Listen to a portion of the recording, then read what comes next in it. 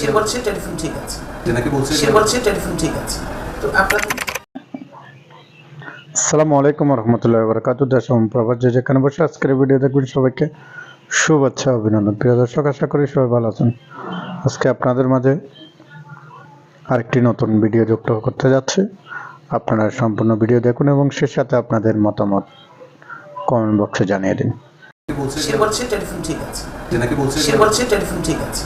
তো আপনার আমি সেই মিরাজ হোসেন গাজী, দেশের সবচেয়ে জনপ্রিয় নেত্রী, সাবেক প্রধানমন্ত্রী, সাবেক বিরোধী দলীয় নেত্রী, শহীদ প্রেসিডেন্ট জিয়াউর রহমানের সহধর্মিণী বেগম খালেদা জিয়ার সাথে তার ড্রয়িং রুমে একান্তে কিছু কথা, কিছু আলাপন। শুধুমাত্র এই জায়গাতেই যদি আসলে গল্পটুকু শেষ হতো, তাহলে আমার যারা শুভাকাঙ্ক্ষী প্রিয়জন তারা অনেকেই হয়তো বলতেন আমি সৌভাগ্যবান। কিন্তু মিরাজ হোসেন গাজী একজন সাংবাদিক, তার জন্য সবচেয়ে ব্যর্থতার, সবচেয়ে অসহায় যদি কোনো মুহূর্ত থেকে থাকে ওই কথোপকথনের ঘটনাটি। আরেকটা টেলিফোন যেটার মধ্যে এতক্ষণ কথাবার্তা হয়েছে, ওই টেলিফোনটা আমরা অন করে রেখেছি। এই যে মোবাইলটা, এটাতেই টেলিফোনে কথা বলবো।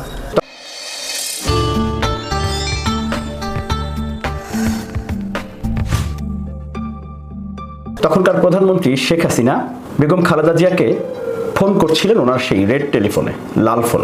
এবং বিকেলের দিকে টেলিভিশনে ব্রেকিং নিউজ যাচ্ছিল যে শেখ হাসিনা বেগম খালেদা জিয়াকে ফোন করেছিলেন, তিনি ফোন রিসিভ করেননি। বিএনপির পক্ষ থেকে তখন মৌখিকভাবে বলা হচ্ছিল যে বেগম খালেদা জিয়ার লাল ফোনটি বা রেড ফোনটি নষ্ট। সেই সময় সরকারের ওই বক্তব্য আরও বেশি পাকাপোক্ত করার জন্য সরকারি টেলিফোন যেই সংস্থাটি আছে টিএনটি, তাদের পক্ষ থেকেও একটি বিজ্ঞপ্তি দেওয়া হয় এবং তখনকার কিছু গণমাধ্যম সেটিকে আরও ফলাও করে প্রচার করতে থাকে যে বেগম খালেদা জিয়ার ফোনের লাইনটি সচল আছে। তাহলে শেখ হাসিনা যে ফোন করেছিলেন, খালেদা জিয়া যে ধরেননি, সেই কথাটি আসলে জাতির সামনে তখন প্রচার করা হচ্ছিল। সেই বাস্তবতায় বেগম খালেদা জিয়া তখন সিদ্ধান্ত নিলেন যে গণমাধ্যম কর্মীকে ডেকে তিনি এই ঘটনাটি দেখাবেন এবং ওনার ফোনটি উনি পরীক্ষা করে দেখাবেন। হ্যালো, জি, হ্যাঁ শুনলাম। আমি ফোন দিচ্ছি। হ্যালো, এরপরে সন্ধ্যা 6:20 দিকে বেগম খালেদা জিয়া এবং শেখ হাসিনার মধ্যে বেশ খানিকটা সময় মোবাইল ফোনে তাদের কথোপকথন হয়, কিন্তু সেই কথোপকথনের শুরুতেই ছিল এই লাল টেলিফোন। হ্যালো, আপনি কেমন আছেন? আমি আছি, ভালো আছি।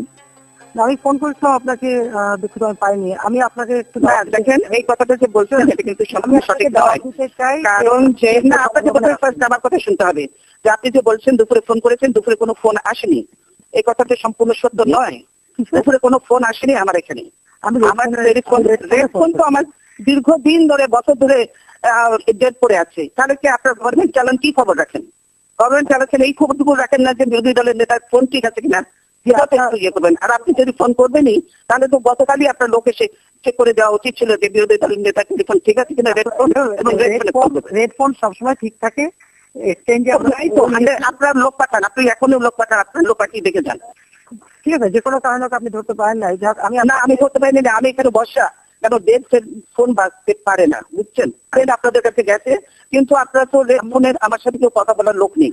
কাজে আমি কার সাথে কথা বলবো? কাজে এই ফোনটা সেদিন আমি আগামীকাল দেখবো যে কেন আপনার ফোন এরকম ডেট ছিল, কোথাতে বললো সেটা দেখে ভালো কথা। যদি ভালো কথা, দেশের সবচেয়ে গুরুত্বপূর্ণ দুজনের ঝগড়া বা বিবাদ, সেই জায়গাতে হচ্ছে সালিশদার হচ্ছে আমি। অর্থাৎ রেড টেলিফোনটি কি সচল নাকি বিকল, শেখ হাসিনা ফোন করেছিলেন, ফোন কি বেজেছিল নাকি বাজেনি। এখন আমি আসলে গিয়ে কি দেখেছি? হ্যাঁ, বেগম খালেদা জিয়া যখন আমাকে ডেকেছিলেন সেই ফোনটি পর্যবেক্ষণ করার জন্য ওনার ড্রয়িং রুমে ঢোকার পরে বেগম খালেদা জিয়া নিজেই তখন বলছিলেন যে দেখেন, উনি আপনি করেই বলছিলেন যে দেখেন এই ফোনটি দেখেন। ফোনটি দেখলাম, সে বলছে টেলিফোন ঠিক আছে। তো আপনারা যদি ফোনটা দীর্ঘদিন ধরে ফোনটি তখন ডেড ফোন, অর্থাৎ ফোনে কোনো বিফটোন বা কোনো অ্যাক্টিভ থাকলে যে শব্দগুলো হয় সেই শব্দ নেই এবং বোঝা যাচ্ছে ফোনটি যে বিকল রয়েছে অনেকদিন ধরে। আরেকটা টেলিফোন যেটার মধ্যে এতক্ষণ কথাবার্তা হয়েছে, ওই টেলিফোনটা আমরা অন করে রেখেছি। এই যে মোবাইলটা। এখন বাস্তবতা হচ্ছে তখন আমি নিজে একটু বিব্রতই ছিলাম প্রথম দিকে, কারণ আগে জানতাম না যে আমাকে কেন ভেতরে ডাকা হয়েছে আর আমি কেন, সেটিও আমি তখন বুঝতে পারছিলাম না। বেগম খালেদা জিয়া এবং শেখ হাসিনা পরবর্তীতে যে ফোনে যে কথোপকথন হয় সেখানে দুটি অংশ। একটি হচ্ছে গণভবনে আমাদের টেলিভিশনের ক্যামেরা সেখানে অ্যালাউ করা হয়েছিল, কিন্তু বেগম খালেদা জিয়ার বাসভবনে কোনো ক্যামেরা অ্যালাউ করা ছিল না। ফোনে যখন কথা হয় দুজনের, শেখ হাসিনা যখন কথা বলছিলেন প্রথম দিকে, সেই কথাটি একটু আপনাদেরকে শোনাই। আমি আপনাকে নিজের হাতে আমি রেড টেলিফোনে আপনাকে বারবার ফোন করেছি এবং ফোন বারবার রিং হয়েছে। এরপর যে কোনো কারণে আপনি ধরতে পারেন না, আমি আপনাকে ঠিক আছে, আমি আগামীকাল দেখবো যে কেন আপনার ফোনে এরকম রেট ছিল। এই অংশ, লাস্টের অংশটুকু আরেকবার একটু আমরা শুনবো, একটু মনোযোগ দিয়ে শুনবেন। ঠিক আছে, আমি আগামীকাল দেখবো যে কেন আপনার ফোনে এরকম রেট ছিল। এর প্রথমটুকু একটু আবার শোনাই। হ্যাঁ, আমি আপনাকে নিজের হাতে আমি রেড টেলিফোনে আপনাকে বারবার ফোন করেছি এবং ফোন বারবার রিং হয়েছে। আমি রেড টেলিফোনে নিজের হাতে আপনাকে ফোন করেছি, ফোন বারবার রিং হয়েছে। এই অংশটুকু কিন্তু গুরুত্বপূর্ণ, প্রথমেরটুকু আর এইটুকু। ঠিক আছে, আমি আগামীকাল দেখবো যে কেন আপনার ফোনে এরকম রেট ছিল।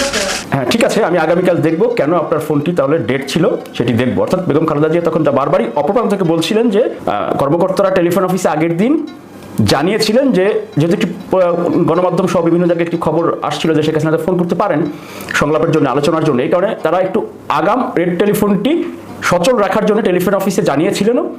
যে ফোন ডেট সেই ফোনে রিং হবে কি করে? এইটাই তো মন মানসিকতা পরিচয় যে আপনি কি সত্যি কথা বলছেন কিনা। আমি সত্যি কথা বলছি।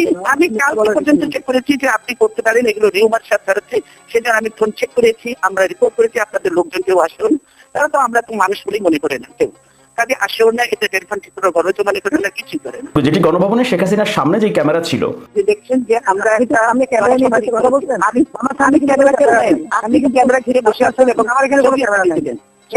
আমার এখানে ক্যামেরা কেউ নেই, বুঝছেন? অফিসে হলে আমাদের সুবিধা হতো, ক্যামেরা থাকতেও সুবিধা হতো, কিন্তু সেগুলো আমরা করিনি। আমি এত নতুন কাজ করতে চাই না, নিচে কাজ করতে চাই না। তারপর টেলিভিশনে দেখবো আপনারাই ক্যামেরা দেখাচ্ছেন, আমাদের এখানে ক্যামেরা কিছু নেই। আমার নিজের পর্যবেক্ষণ আর হচ্ছে শেখ হাসিনার যেই স্ববিরোধী কথা, এতে করে কিন্তু প্রমাণিত যে বেগম খালেদা জিয়ার রেড টেলিফোনটি তখন নষ্ট ছিল বা বিকল ছিল, এবং খালেদা জিয়াই সত্য কথা বলেছেন। ওনার সেই আত্মবিশ্বাস ছিল বলেই সাংবাদিক হিসেবে আমাকে তিনি ডেকেছিলেন, বা সাংবাদিককে ডেকে তিনি সেটি সারা দেশবাসীর কাছে, জাতির সামনে তুলে ধরার জন্য বলেছিলেন। কারণ তখন তার বিরুদ্ধে ব্যাপকভাবে অপপ্রচার চালানো হচ্ছিল নিয়ন্ত্রিত সেই সময়ের গণমাধ্যমে। এখন তাহলে আমি আসলে কি করতে পেরেছিলাম? আমি দেখেছিলাম এরপরেও সেই সত্যটা জাতির সামনে উপস্থাপন করতে পারিনি।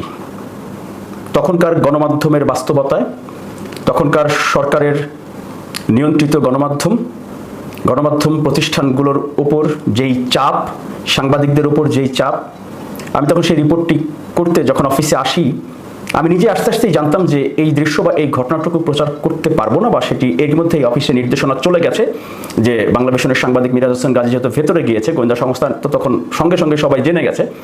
আমি অফিসে আসার আগেই কিন্তু ফুটেজ এবং এই নিউজ যেন প্রচার না হয়। তখন আসলে কতটা ঝুঁকির মধ্যে আমাকেও যেতে হয়েছে, এটি হয়তো আজকে অনেকেই বুঝবেন না, অনেকেই হয়তো সেটি জানবেন না। এবং দুর্ভাগ্যজনক হলো সাবেক 3 বারের প্রধানমন্ত্রী এমন একজন ব্যক্তির অভিযোগ বা আক্ষেপ বা তার অনুরোধী বলা চলে, জাতির সামনে তার আত্মপক্ষ সমর্থন করার মতো সেই কথাটি, তার কথাগুলো জাতির সামনে তুলে ধরাই হচ্ছে সাংবাদিক হিসেবে আমার মূল দায়িত্ব বা মূল কর্তব্য। কিন্তু সেই কাজটি আমি আসলে তখন করতে পারিনি। অনেকে হয়তো বিপ্লবী কথা আমরা বলি, গণমাধ্যম কেন দেখায় না, কেন দেখাবেন না, গণমাধ্যম দেখাচ্ছে না কেন। আসলে কেন দেখায় না, কেন দেখাচ্ছে না, সেটি নিশ্চয়ই আপনারা অনেকেই এখন বুঝতে পারেন। কারণ দেখাতে গিয়ে যদি বন্ধ হয়ে যায় তাহলে কি কেউ কি আপনার পাশে দাঁড়ান? চ্যানেল 1-এর পাশে দাঁড়িয়ে কেউ কি মানববন্ধনে অংশ নিয়েছিলেন? দিগন্ত টেলিভিশন, ইসলামিক টেলিভিশন যখন বন্ধ হয়েছিল, কই যাদের নিউজ প্রচার করার জন্য বন্ধ হয়েছিল তারা কি কেউ পাশে দাঁড়িয়েছিলেন? তারাও কিন্তু দাঁড়াননি। মাননীয় সাবেক প্রধানমন্ত্রী, আপনার সেই অসহায় মুহূর্তের সাক্ষী ছিলাম আমি। যেই উদ্দেশ্যে আপনি আমাকে ডেকেছিলেন, আপনার সেই ড্রয়িং রুমে আপনার সামনে আমাকে কথা বলার সুযোগ দিয়েছিলেন, কথা বলেছিলেন, আপনি আক্ষেপ এবং ক্ষোভ প্রকাশ করেছিলেন, কিন্তু আমি সেটি জাতির সামনে তুলে ধরতে পারিনি। এত বছর পর আজকে বলতে হয় আমি সত্যি ব্যক্তিগতভাবে যেমনি অনুতপ্ত সাংবাদিক হিসেবে, তেমনি তো আরও বেশি অনুশোচনা, অনুতপ্ত, এবং আমি প্রায়শ্চিত্ত করার জন্যই আসলে আজকের এই ভিডিওটি। এবং নিশ্চয়ই আপনি তখন মজলুম ছিলেন, এবং আমরা যারা সাংবাদিক ছিলাম বা আছি, আমরাও ওই সময়গুলোতে মজলুম ছিলাম, আমরাও আপনার মতোই অসহায় ছিলাম। আপনি সুস্থ থাকুন, দীর্ঘায়ু কামনা করি। আর হচ্ছে সাংবাদিকতা যেন ভবিষ্যতে ওই ধরনের কোনো শৃঙ্খলে আবদ্ধ না হয়, বর্তমানে যারা ক্ষমতায় আছেন, আগামীতে যারা ক্ষমতায় আসবেন, সবাই নিশ্চয়ই এই উদাহরণটুকু খেয়াল রাখবেন। কারণ হচ্ছে বেগম খালেদা জিয়ার উপরে যে জুলুম, নির্যাতন বা মিথ্যাচারের শিকার, অপপ্রচারের শিকার তিনি হয়েছিলেন, সেটি সাংবাদিকদের প্রচার করা, প্রকাশ করা, জাতির সামনে জানানোর দায়িত্ব ছিল, সেটি যেমনি হয়নি, নিশ্চয়ই ভবিষ্যতে এ ধরনের পরিস্থিতির শিকার যেন অন্য কেউ না হন, সেই পরিবেশ যাতে তৈরি হয় সেটি আমরা নিশ্চয়ই আশা করব। আল্লাহ হাফেজ।